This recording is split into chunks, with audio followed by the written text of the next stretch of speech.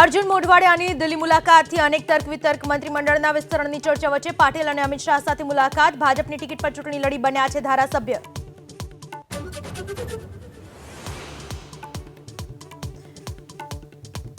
મહેસાણામાં ખાબકેલા ધોધમાર વરસાદથી હાલાકી બહુચરાજી પાસેનો રેલવે અંડરપાસ પાણીમાં ગરકાવ બહુચરાજી હારીજ હાઈવે બંધ વાહન ચાલકોને હાલાકી।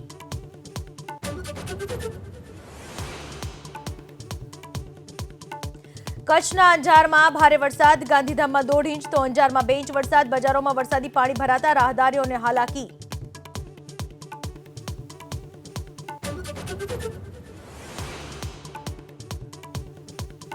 અમદાવાદમાં પ્રશાસનના પાપે ભૂવો પડવાનો સિલસિલો યથાવત પ્રગતિનગર વિસ્તારમાં રોડ બેસી જતા ભૂવો પડ્યો આસપાસનો વિસ્તાર કરાયો કોર્ડન લોકોમાં ભારે રોષ।